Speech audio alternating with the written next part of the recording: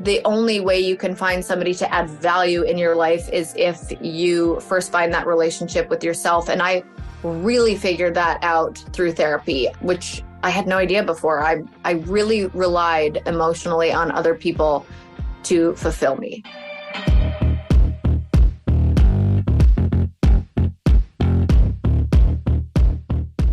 Hey everyone, welcome back to the show. This was such a fun podcast for me. It was a little bit of a fun departure from who I normally get to interview, but I had Kaitlyn Bristowe on the show. If you don't recognize that name, and you probably actually do, because Kaitlyn is known for her time on ABC's The Bachelor season 19, and she was also the Bachelorette on season 11. Stay with me, you guys, because this girl has so many things going and has her hand in a lot of different businesses, podcasting. It's so exciting, and I loved this conversation with her. She was also co-hosting 2 seasons of The Bachelorette, in addition to taking home, hold on a minute, this is my favorite part. In addition to taking home the Mirror Ball Trophy on season 29 of Dancing with the Stars. Now, this is such a fun conversation because I really got to go inside of her brain as she went through all of these things and had all of this pressure in these different arenas of her life that she was in, just thrown out to the public, you guys, reality television at its finest. And earlier this year, she was a special guest on Dancing with the Stars tour, over 60 stops. Do you know what it takes mentally to be able to do that? You guys, she also has a wine label. So you know I love her even more, called Spade and Sparrows. And when she's not working, you'll find her at her home in Nashville with her fiance, Jason, and their 2 golden retrievers. You guys, I'm literally obsessed. She loves dogs. She loves 90s music. She loves wine. You're going to love her. And I love the way that her brain works. She was just so real and so much fun. So let's get started.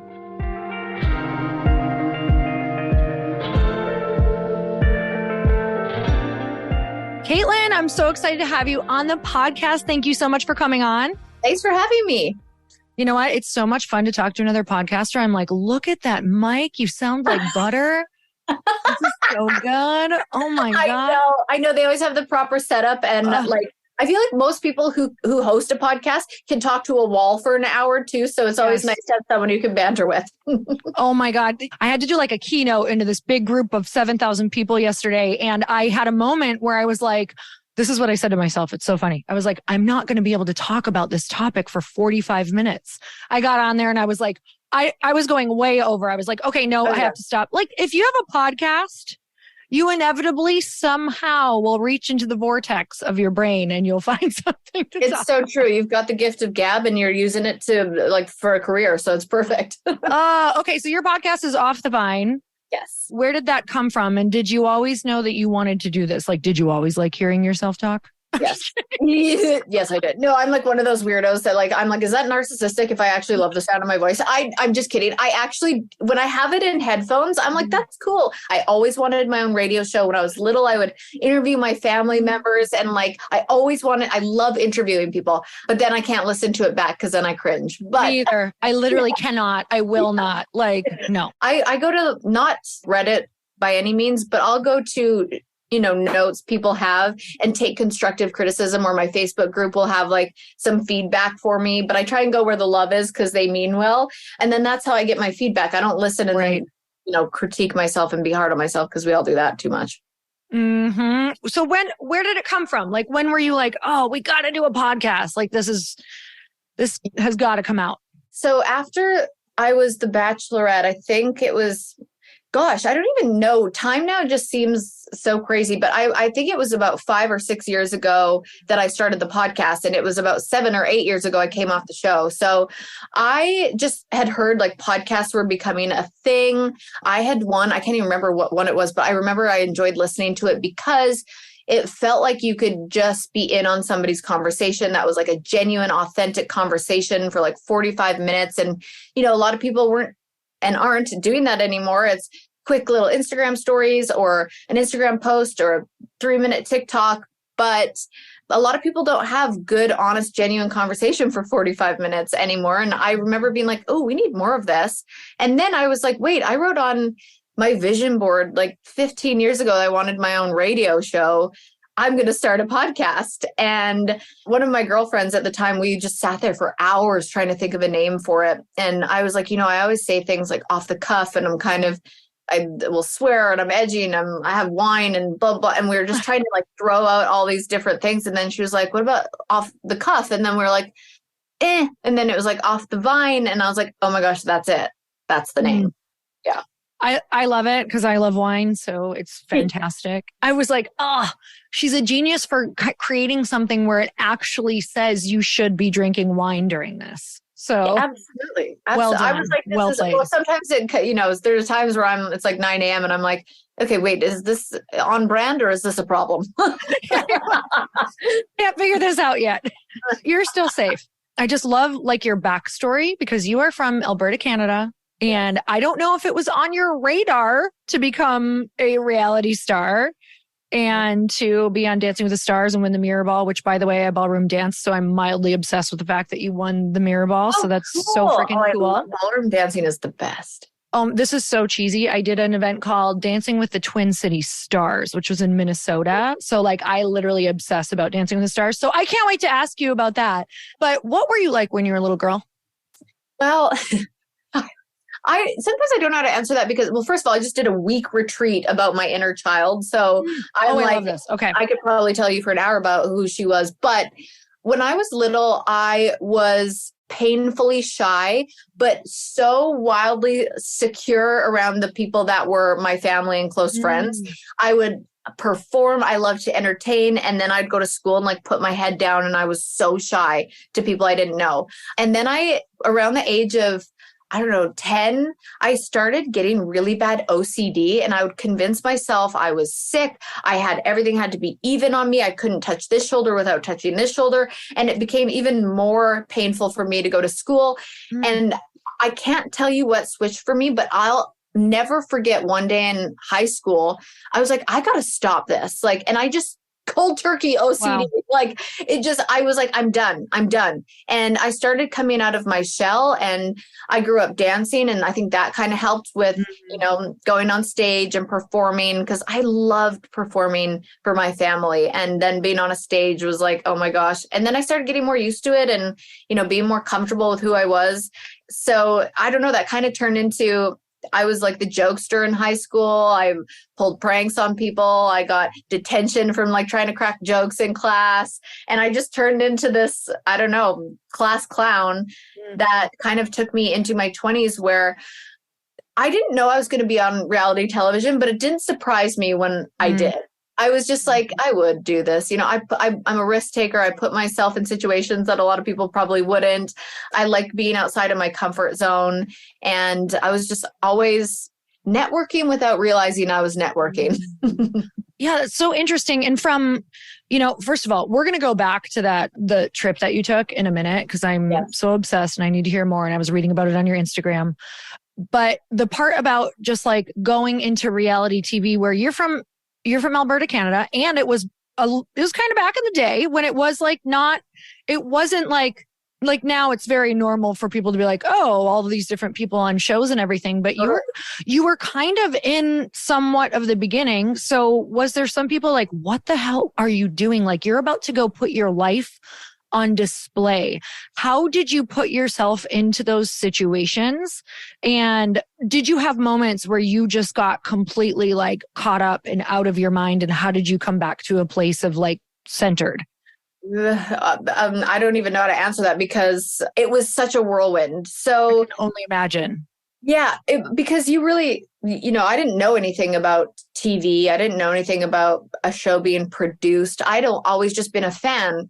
So I'm watching it and thinking, I didn't know there's a whole buttload of producers behind the scenes just watching with 20 cameras around. And I remember stepping out of the limo for the first time and going, well, where's the music? Why is it so quiet? This is awkward. I didn't understand anything. So I was naive and I'm really glad I was because I think that helps you surrender to the whole process. And then it helped me just be myself because I wasn't overthinking what the producers were telling me. And I don't know, I just really allowed myself to be and enjoy it. And people in my life, like my family and friends, they weren't none of them were like, what are you, actually one person was like, what are you doing going on season 19 of The Bachelor? Like, is this still a thing? And I was like, I just have this feeling that like something bigger will come from it. And all my family and friends kind of laughed same way I kind of did, being like, yeah, you would go on a show like The Bachelor. Like you know, I didn't go to college. I was like, something crazy is going to happen for me. I just like had this weird feeling. And yeah, so nobody was surprised. But then once it got going and it started airing and I saw the loyalty of the fans and Bachelor Nation and news stations picking things up and Good Morning America talking about it and Ellen talking about it and my face being like the girl who said something inappropriate out of the limo and I was just being me and people were hating on me. And it was all such a whirlwind that it was really hard to stay. I tried to stay grounded, but I don't know about centered because it's hard when your whole life is flipped upside down and you're chewed up and spat out on national television. Mm-hmm. I really, it's like those moments that I actually think are, I think why I feel like such a, and I'm from the outside looking in everybody, like I actually don't know you yet, but it's like, you feel centered to me. Like there can be a lot happening now in the outside world. And I feel like it's going to take a bit to get you knocked off where you're, you know what I mean? Where you're just going to be like, I don't know who I am. And I think it's those moments that are really important for somebody who wants to have a big life and a big career. Like those are really important moments to have, to be so out of center that you have to figure out who the heck you are, away from all of that stuff. So yeah, that was something that you kind of have to learn the hard way, but I really am thankful for a really awful breakup I went through because it sent me into my darkest times. And through those dark times, I really did deep dive into therapy. And that was when I was like 27, 28. And I just committed 2 years of intense therapy of getting to know who I am, why I am the way I am, where it comes from. I learned so much about myself in 2 years. I completely changed from the age of like 27 to 29. And that's like a thing too. I swear it's like the most pivotal moment of your life is 27. Like something switches in your brain and you start to feel a little more comfortable with who you are, or you want to know more about who you are. And so I did so much therapy and that I feel like I was in honestly one of the most solid places of my whole life when I went on that show. And that really helped me because if they would have put me on at the age of 25, I wouldn't be here right now. I really wouldn't. It took me failing at something that I thought was my forever, picking myself back up, putting in the work on myself for a couple of years, and then feeling like I'm worthy of going on the show. I'm worthy of finding love if it's on national television. I'm worthy of building something outside of that. And I just don't think I would have had that without, that rock bottom.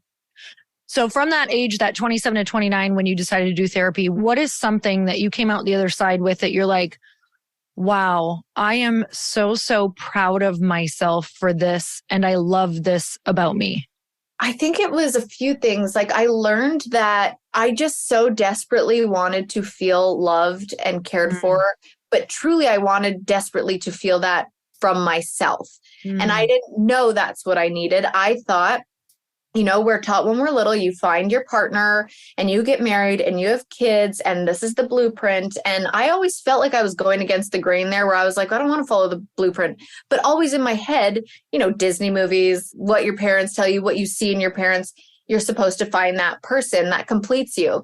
And I think in the therapy and what I learned coming out of it was like, the only way you can find somebody to add value in your life is if you first find that relationship with yourself. And I really figured that out through therapy, which I had no idea before. I really relied emotionally on other people to fulfill me. What would you say if you could sum it up? Like, what was the relationship with yourself before? Maybe it's just kind of the overarching self-talk about yourself compared to what it looks like after you have a relationship with yourself. well, I mean, I'm still working on that relationship with myself. Same. Yeah. We all are. And I think people need to know that too, is that it's, you know, you don't arrive to a healing point. You don't go, okay, I'm here, I'm healed, I'm happy. Your whole life is going to be different stages of healing and different things that are going to happen to you. You get older, people, you're going to have to deal with death. You have to deal with heartbreaks. You deal with things that happen in your career, your relationships.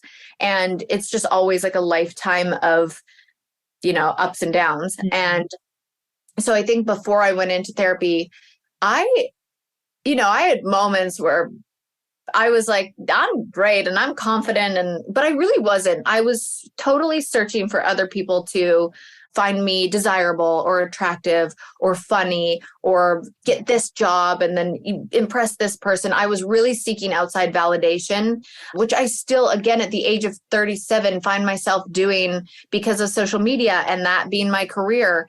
But it was bad. And I think through this breakup that I went through, I was like, not only am I financially relying on other people, I'm emotionally relying on other people. And it just made me feel empty inside. And that whole, metaphor of your cup being full, my tank was on empty. I was at 2% battery. I just had no self-worth anymore from relying on so many people seeking to love me without loving myself.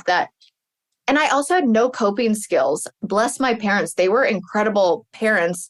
They wanted to take care of me and they didn't want me to feel pain and they didn't want things to not be okay. And through that, I would lean on them to make everything okay. And I never learned proper coping skills. Before and after therapy, I was like this shell of myself that didn't know who I was, that thought I needed somebody to complete me. And after just 2 years of therapy, I was a complete different person, realizing that no matter what I do in my life, my relationship with myself is the most important thing. And again, like I've had failed engagements, I've had failed relationships, I've gone through so much, but that doesn't mean I don't know that the importance of that. What do you think is true? If there was a statement that you could say about, we'll just start with, because you keep referring back to that failed relationship that really broke your heart.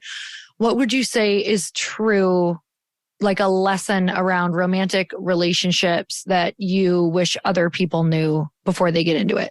I just think relationships to people have been so romanticized. I think everybody expects things to be this certain way when you fall in love and stay that way. And I would just say, I think it's just that cheesy saying of like finding yourself first. I mean, I don't think there's anyone in the whole world who can thrive in a healthy relationship if they don't find that relationship with themselves first. I just don't think it's possible. If there's anyone out there who's done it, please tell me. I'd love to hear your story. Oh my God. I have been married it'll be 18 years this summer. Wow. Yeah. Long time, but I'm obsessed. Literally love it. Gets better every year, but we both do a lot of personal development and we loved each other, but it was turbulent, like the first 5 to 7 years, because it was two very lost people, very dependent on external things. And, just you're young and you're add drinking and fuel to the fire. And it was just, it wasn't until we really stopped needing each other to fulfill things for us. And then I had the big lesson of like, he can't be everything for me. I have to go seek out these different friendships to fulfill these different parts of me and these different needs, which was like groundbreaking info for me. Well, I applaud you then, because that is so cool that you were able to realize that in a relationship and then kind of grow in your own separate ways and then come back together. I think that's very rare. And I love hearing stories like that. And I applaud you for that kind of relationship. And I had one of those aha moments too, with what you just said, how you can find what you need in a relationship in other places in your life. Like you don't have to look for one person that fulfills all the things you need in like your checkbox of a relationship. I bet you have a girlfriend that can, give you what you need in that, and yourself that you can give her a sister or a brother or a cousin or whoever is in your circle. And you can find that it doesn't have to be all on one person. So I love that you said that. Hey y'all, I'm so excited to share with you that this podcast, Earn Your Happy, is now a part of the Growth Day Podcast Network. Truly, this is like one of the most exciting things that has ever happened to me. I'm telling you, I no longer feel like I'm doing this alone, and I actually get to collaborate with the people who host the podcast that I'm obsessed with, like that I have been listening to myself, who inspired me to start a podcast, who have taught me about how to go and do the thing, like the original people who got me motivated through listening to their podcasts. You guys, a bunch of us are coming together to bring more growth to the world and to support shows and brands that we believe in.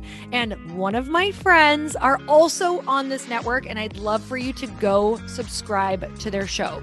You guys, I just had Danielle Canty on of the Boss Babe podcast. She co-hosts it with her other amazing co-host and one of my friends, Natalie Ellis. You guys, you can go check out that podcast on mine. It's episode 925, and Danielle and I talk all about burnout and how that could be showing up in your life, and most importantly, how to prevent it. But I want to tell you, if you have not gone and checked out the Boss Babe podcast yet, go subscribe, because it is one of the largest online communities for ambitious women and female entrepreneurs. And I know that if you're listening to the show, chances are that's probably you. You guys, they have 3.6 million followers and 380,000 subscribers.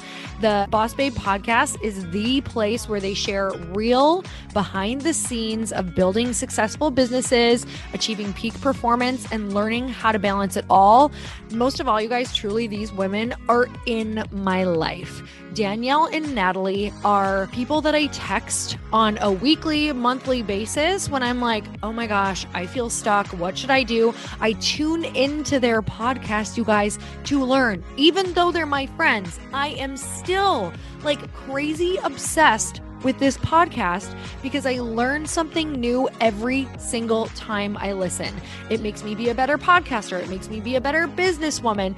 It just makes me be better and more confident out in the world because they're so real and raw. And I can tell you that in the moments where I have had horrible days, down days, I've either gone and listened to this podcast or I've texted them, because these are the people who truly get it. You want to listen to the people who are walking in the same footsteps that you are. You guys, go check out the Boss Babe podcast. You're not going to be sorry. And it's just going to like make you way smarter, and you're going to have way more fun. So go check it out.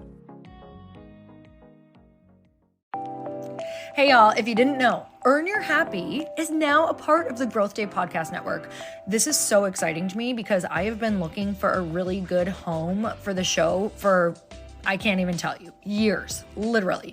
And now I've finally been able to come together and collaborate with other people who have incredible shows, and I want to share them with you. One of the shows is Motivation with Brennen Bouchard. And you guys, if you don't know about the beginning of my career, I literally started with Brennen Bouchard's work. It's how I launched one of my very first online courses and membership sites, was because he gives so much advice that you can integrate and implement immediately. And that's what you're going to get on the show. Not just motivation, but you're going to learn exactly how to get your stuff out in the world. And not just that, but Brennen runs in the most incredible group of humans who are really doing the thing out in the world that you want to be doing. So go check it out. Go subscribe to Motivation with Brennen Bouchard. I promise you, this is going to be one of those shows that no matter when you tune in, you're going to get value. Like, it's not one of those that you're like, God, I listened for 30 minutes and I didn't get what I wanted. Like, from the beginning, you're going to get something that changes your life or changes your business. So go check it out. Motivation with Brennen Bouchard. I know you're going to love it. I'm obsessed. Well, I love that too, that you talk about it too in friendships, because I'm interested to hear, I feel like you have, from what I can see, good girl friendships. And I think that a lot of people struggle with them. I think there's, narrative about how women are, or it's hard to make friends when whatever the story is. There's a million stories. I used to really, really struggle with it for multiple reasons. I was raised in a more restrictive religion, so I couldn't associate with people outside of the religion until later in my life. Yeah. And so for me, I had to go make these new groups of girlfriends. And I was like, it was so foreign to me. So I would love to hear kind of how you've navigated like female relationships. Have you ever struggled with it, or has it always been something that's been easy for you? Well, first of all, there's like some new scientific article out there that actually proves having solid like girlfriends in your life improves your mental health. Yes, it totally does. It totally does. And I definitely struggled with it in high school. I'll never forget. I thought in junior high, that's what we call it in Canada. I think you guys call it middle school. Middle school, junior high, yeah. So I had this group of friends, and I'll never forget, they all started getting a little bit closer and I was feeling left out. And I said something to them once, and I said, "Can I please be in the group?" And they said, "We'll think about it." Oh, shit. Yeah. And that was something. And then I thought, did I do something wrong? Am I not good enough? And that's when like the, not good enough wound was like cracked open. And then I got into high school and I started dating this guy that was 2 years older than me. And so I started kind of hanging out with his group of friends, and my group of friends just like did not give a shit about me. And it was just so hard to understand. And I'll never forget then going in for graduation, all the girls in my grade were getting a limo. And I said, "Can I be in the limo?" And they had to have a group meeting about it. And they said, "Okay, fine, you can." And I ended up having to sit in the front seat of the limo. I hate this story for you, but I love it because it made you. Till I didn't even realize how sad that was till like late. I was like, "Yay, they let me in." Like, I didn't realize how sad that was. Were you talking to the limo driver? You know what? I had a flask. I was having a great time. You were good. It was fine. I made my boyfriend come meet me there. We had a great time. But yeah, I remember being like, why is that so hard? And then later in life, I kind of just kept two really solid girlfriends that I had since I was little, and they are still in my life to this day. And then when I moved to Vancouver from my small town when I was 19, I found really solid friends and girls that I still to this day call my best friends. And I thought going into the Bachelor Mansion with 30 women was going to be catty and overwhelming and like cliquey. And honestly, it was one of my favorite memories of that show was all the friendships that I made. And, they can edit it in any way. And of course, not everybody got along. But overall, I still have incredible friendships out of it that are really important to me. And I just think it really is that saying of quality over quantity. And I'm a big boundary believer. And over the years and coming into where I'm at now, I have zero problem cutting people out of my life if they don't add value. Zero problem. Mm-hmm. I mean, I feel like that value right there, that just boundaries is literally everything. But I don't know, where did you learn them though? Because yes, I think they're one of the most important things, and they keep amazing friendships. They keep things. I mean, it's one of the most important things for work, for friendships, for life. Where did you see it? To be honest, I feel like I learned it from my girlfriends. I learned one of my girlfriends, Jess, sometimes I'm like, I give you all the credit for who I am today because she taught me so much. She was 6 years older than me, and she would call me out on my shit. And she was always like, just always ahead of me. And she's an old soul. And she would just tell me what matters, what's important, what real happiness is in friendships and relationships about, like, I feel like truly my girlfriends taught me about that. They say that you're the sum of the 5 people you surround yourself with. And I truly believe that because these girls, women now, I guess, like they taught me so much about myself and my self-worth as well as therapy. I will like shove therapy down people's throats. And I know it's probably annoying, but because we love therapy. We love therapy here. Good. And there's so many resources now where, I'm so lucky to be able to go on these therapy retreats, and, not everybody has access to all the therapy that I can get all the time, but there's so many cool resources and podcasts and apps and everything now that I just always like to share it. Mm-hmm. No, I think it's so important. And if anyone is struggling, I really feel like it's always from a thought, right? There's always something, a thought from the past that we're not letting go of. It's because something is on repeat over and over. And I do think that there's so much help and work that can be done around it, but we need other people. So that's why I love when people like you share it too, like take the stigma away from it, because I think it's freaking amazing. So because we need each other. And I don't ever want to also sound like I'm righteous or like, because I still have I actually struggle big time with hormonal depression. I have anxiety. I still am like just such a work in progress all the time. And it's just from therapy, I've just learned and grown so much. See, I think that's important to share too. And I so feel you.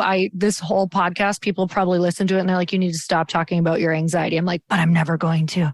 Yeah, same. I feel like my listeners probably feel the same way.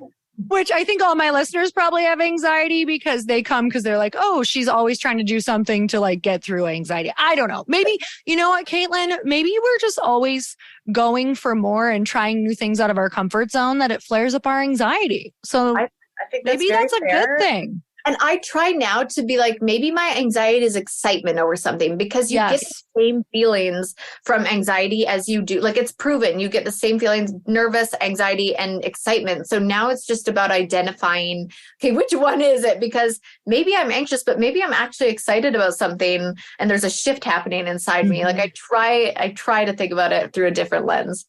I love hearing this so much. I like tried to rename it to, I'm kind of doing the same thing you are. And mine is turned into that anxiety keeps me super sharp. Because otherwise, honestly, if I didn't get really nervous for certain things, I don't know if I'd go practice my talk for another 10 rounds to make sure it's good. Like I have two weird personalities. I can have massive anxiety and want to get things right, or I can like wing it and be like, I don't care. So I'm like actually a little scared I might wing too many things if I didn't have anxiety. So now I thank it. I'm like, thank you for making me double check things and show up and like get my shit together and think about it. So there you go. Hopefully you can borrow it. I hope you say it out loud, because energetically it does something when you say things out loud. If you are thanking your anxiety, I love that. I do say it out loud. Good. Because I've done a lot of work around it, and that's what people have told me to do. Good. Yes, I do too. Okay, let's go back to that little girl, because I actually talked to my little girl out loud, or she actually talks to me, which I'm sure you've probably done that too. Yep. But you went on a weekend, and one of your posts was going to go love on her for a week, which I loved. It was like a picture of your little self, maybe like 6 or 8 or something like that. I think I was 8. Yeah. Okay. And I would love to know, in that photo, like around that age, if you can remember it all, what was it that she needed to hear? What was she missing, and who did she need to hear it from? I mean, it was that simple message of just you existing and being who you are makes you worthy and lovable just by existing. And it's so interesting too, because it was weird going to do inner child work, because I was going because I always want to learn more about myself. But I was like, I don't know. I feel I start comparing, and I start being like, well, my childhood was so great. Like, how can I compare to someone who maybe actually had, like, I call it big T trauma. I have little T trauma. And so I'm like, because I think back and I'm going and doing all this work, and I'm like, gosh, my parents genuinely loved me. Like, sometimes I'm like, I think they love me a little too much. But I still, as a child, got the message that, well, if you perform, and if you look this way, you have to do your hair nice, and you have to wear a nice dress, and you have to do this, and you have to show up for this. Like, I got that message that you have to be something in order to be loved. And I think a lot of kids probably receive that same message without their parents even realizing, no matter how incredible the parents are.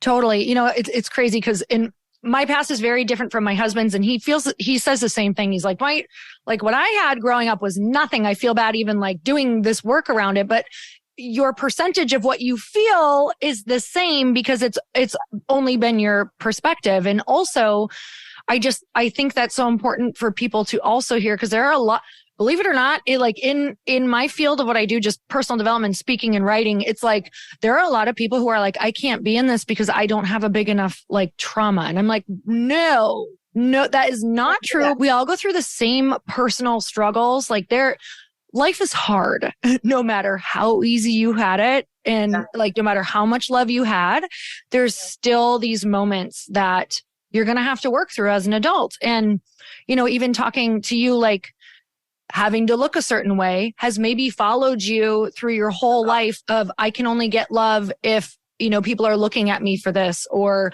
if a lot of people are seeing what I'm doing, whatever that looks like. I mean, that shit's real. Oh my gosh. Yes. And yeah, people should never, compare their trauma to other people's trauma, because perception is not reality. Reality is what's in you. And every single person could benefit from learning about that little kid inside of them, of what they needed growing up that they didn't get, because we all didn't get something. It's not our parents' fault. They were doing their best, but all of us weren't getting something we needed. And whether that's, something way more traumatic or a little trauma, even if you can share one message with somebody and somebody relates to it and goes, wow, that really helped me. Who cares if it's big or small? Yeah. Totally. You just mentioned comparison. I'd love to hear how you handle that, because you are really out in the world, and it's probably really easy because part of your job, you do have to go online a lot. You do have to be around a lot of people. You do have to be around people who don't have the tools that you have and haven't done the therapy. Right. So how do you handle comparison? It's interesting too, because I found out that's actually one of my worst patterns when I did this inner child work, is I compare, this is where I really noticed it, was after I was the Bachelorette, JoJo was the Bachelorette after me. And I couldn't figure out why I felt anxious about that. And then everyone online was going, oh, she's like a prettier Kaitlyn. And oh, she's like a Kaitlyn 2.0, like the new and improved, or oh, she's like a younger Kaitlyn. And I was like, oh gosh, wow, this really affects me. But I knew in my heart that I liked JoJo and I wanted to support her. And I found myself in this really weird gray area of comparing and also wanting to support, because nobody can understand what you go through unless you go through it. And that's when I first started to acknowledge the comparison thing. And that was 6 years ago. So even doing this inner child work, I was like, wow, I still have so much healing to do with that. Not, of course, not with JoJo, but in my life. Podcasting, I'm like, what if people like this podcast better than mine? And what if this Bachelorette could do a podcast better than me? And then I have to really and this is, again, the beauty of working on yourself, is I can snap out of that so quick now. And I can be like, there's room for everybody. I could help that person build their podcast, and that would feel better to me than comparing and being insecure. And I have been able to shift that narrative for myself where it feels good. But again, that's taken a lot of practice. But comparing is just so real and something that we all probably struggle with. Even if you're not on social media, social media is one of the worst places, but in a workplace, or comparing yourself to your new partner's ex, or we do it all the time, constantly. And it's such a thief of our own happiness. So good. There was a couple other things that you mentioned in that post that I wanted to touch on. You had talked about aging not being scary, no coincidences, and forgiveness. That's loaded, but let's see if we can touch on them. Yeah. So what I've learned a lot is that forgiveness is the most powerful thing, because holding a grudge against somebody is so toxic. It actually festers toxicity in your body. It festers in there and it creates sickness. It is not good, and it is not doing anything for you. And it is like drinking the poison and expecting the other person to die. Yes. It's only hurting yourself. So forgiveness, true forgiveness, not cheap forgiveness where you feel sorry for them and you're like, I forgive you. No, true forgiveness is healing for you and nobody else. It is only for you. So I learned that.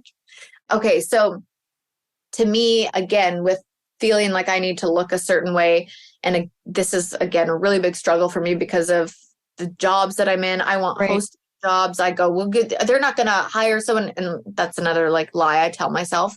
Aging is not scary. The alternative is. We are lucky to age. I've lost a best friend in a car accident. My mom has lost two of her best friends to cancer. There's so many people that experience loss. And the fact that I used to tell myself aging was bad blows my mind, because it is such a gift. And so we have to just think that and again, people are going to be like, well, Kaitlyn, you get Botox and fillers and you dye your hair and you work out. And I still am going to do that stuff. I actually love it. I love it. Hand love up. it. Love. And I'm all for it. Mhm. And it's this, when people are like, you get too much Botox, I'm like, well, you probably color your hair. Like, you can't shit on me for it. I Mhm. like to feel youthful. My spirit feels young. I enjoy looking younger, but I can separate that, or at least try. And when I'm not spiraling or on my period, to say like, okay, what is the alternative? So you're aging and you love skincare and you love it. So you're doing just fine, but aging is not scary. It is a blessing. That was really beautiful. I mean, I feel like I've heard it before, but not said in that exact way. Like, to actually think about the people who have not gotten to age because they have lost their life. That one really literally hit my soul hard. Like, we are so lucky every day to experience. It's been interesting. I'll tell you, I turned 42 and I was like, oh, I'm aging. Yeah. I was like literally come from a background where I was in it too. Like, I was a fitness model on covers for long periods of time. So I was like, oh, like I had an identity around that. And so it's been a lot of work for me. And I can tell you that I am getting to a place where I'm in kind of that same place where I'm finding the true beauty in each period of my life. Like, there are things I'm accessing now after 40 that, when you talked about that 27 to like 29, there's another one like at 37 or 38 to like 41. And it's even juicier. Like, so I can't wait for you to get there. But that's another bonus of aging. You literally get wiser and more confident and start being like, seeing how precious life is. And that's what I have to focus on. I'm like, this is so much fun. And also my female, like having amazing female friends and having a great partner, like you kind of don't realize you're aging because you're in this bubble of love and like a good life. So I love your perspective on that. Okay, last one. No coincidences. Tell me how in your life you can look back now. What is Steve Jobs' quote? It's like, you can only connect the dots looking backwards. Yes. When you were in something and you were like, what the fuck am I doing here? What is that? What was that for you? And now why? How can you see why it was for you? So many things. I'm trying to think of I could think of a million examples, but let me think of the best ones. Like, okay, I beat the horse. I beat the dead horse. The horse is in its next life all the time. Like, I've beat it so many times, but it really is that one relationship that I don't want to say this lightly, but like, I definitely thought I would be better off if I wasn't on this planet. Like, that's how low I was. Wow. I had to go on medication. I was not well. And I laid on my parents' couch crying, cuddling a freaking Care Bear at the age of like 26 or 27, just being like, I cannot go up from here. I cannot.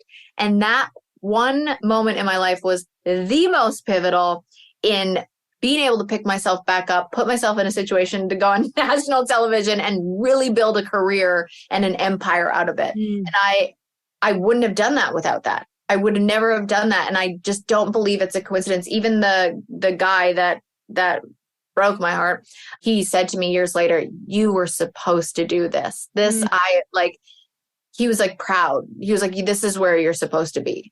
And that's just, to me, that's not a coincidence. I think life and the universe has a plan for you. It's already there and it's going to knock you down at certain times. And there's always a lesson to be learned. But how the hell are you supposed to see that in the moment when you're just like feeling so terrible? But there's always light at the end of the tunnel. Always. Oh, that made me kind of tear up just because I was thinking like whether it's a relationship, and I haven't totally been there, but even just like I've had a business heartbreak recently that I was like, why?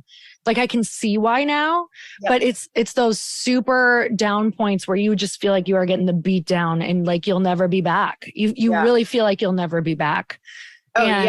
It's so beautiful to see on the other side for you. Like, you're really back. And I feel like you're in a really beautiful, again, don't know you, but feels, do you know what? I feel a lot of like energy and I talk to a shit ton of people. I feel like I can tell. I feel Like you are a person who is grounded and happy and has hopes and dreams and is very much in love with her life now. And of course, we're always working through things, but like that's a real energy and I don't feel it with everyone. So you're back, sister. That like actually touched my heart. Thank you. And I love that you said that like two things can exist. I can be so happy and loving where I'm at in my life and also have really, really, really shitty, hard days. Both can exist. And I think that's important for people to know. Oh, and man, they exist almost every day together.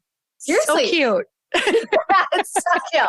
Well, really I've had so much fun talking to you. Is there anywhere that you want to point people, find, follow? What should we go do? What could be a favor to you? Well, if you are a fan of wine, I am so proud of my wine label. I have worked so hard at it, and it is in Texas Targets and Florida, and it's going into Georgia, and you can get it online. And we have this, honestly, the only Pinot Noir I drink in my life right now is mine. I genuinely love it. But we've got a really nice rosé, Pinot Grigio, Pinot Noir Cab, which again, like that was a man's world. And I was like, no, I got to go in there and do something about this.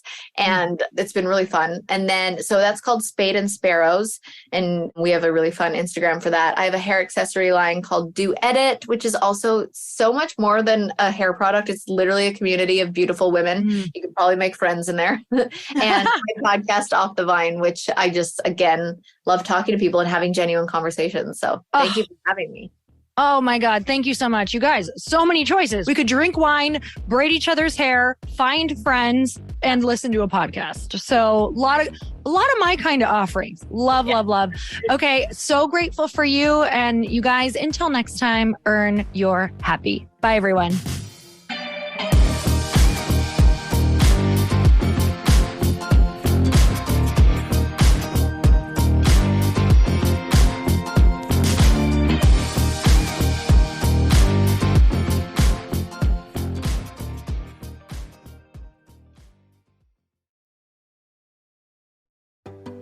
Hey, do you know what the big secret is this year? And it shouldn't be a secret because this should be your biggest focus. It is building your community. I am always working on building and nurturing my community, and everyone is talking about the power of community. Without an online community, you just cannot grow organically or create a real movement, which is what I know that we're all after. And you can build trust or monetize your audience. When you get community right, not only does your audience grow faster, but so do your sales. But where's everybody going to be managing their communities these days? And a lot of online entrepreneurs and thought leaders are turning to Circle.so. Circle is an all-in-one community platform. It lets you host content and create discussions, live streams, group chats, and memberships all under your own brand. And what's so cool about Circle.so is that you don't even need a website or Facebook group. Instead, Circle lets you build your own community site where you can host content and manage your members. You can even create locked and unlocked content spaces, groups, and classes. How freaking cool is that? You can put your content behind a paywall too, and you can charge different amounts of money for different spaces on your community site. Circle.so is famously easy to use, and it has a free 14-day trial for you, so you can go check it out, see if you like it, see if you love all the options. Just go to Circle.so. Go check it out right now, you guys. Imagine being able to manage your community, start group chats and live classes, and accept payments all in one place. Kind of mind-blowing since this is usually spread all over the place. You have to log into so many different things. If this is the year to capture, organize, and monetize your community, head over to Circle.so. You can get a free trial and start building your online community right now. Just go to Circle.so. You guys, you get the 14-day free trial. So just go and see if it's for you. It's going to streamline everything and make your life so much easier. It's so freaking cool.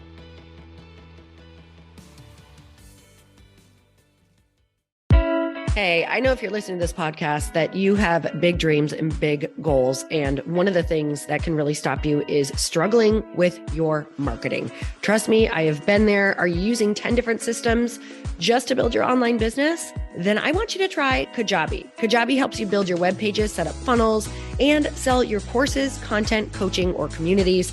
You've been hearing me talk a lot about funnels on this podcast and the importance of your email list. You can get a free trial at kajabi.com. That's Kajabi.com. I've talked about Kajabi before, but here's something that's super cool and new. They just rolled out an AI assistant for creating your online course curriculum. And this means you just type in a topic that you want to create on a course or webinar and bam, it just generates a sample outline for you. It takes a ton of the hard work away. Of course, you're going to customize it to be your own, but this really helps you get over the struggle of how in the world to start, which is where most people stop. If you're like me, starting is always the hardest part, and that's what makes Kajabi so popular. They've made it easier for creators to build web pages, build courses, build coaching programs, build membership sites, build checkout pages, and build email funnels. So if you're struggling with any of those, you got to go check it out. Go to kajabi.com. Kajabi was really the first all-in-one system and is trusted by over 100,000 creators. I think that's good enough for me. Also has influencers and marketers who use this. And now their smart AI platform makes it easy to take what you know and turn it into an online course and business. Go start building with a free trial at kajabi.com. That's Kajabi.com.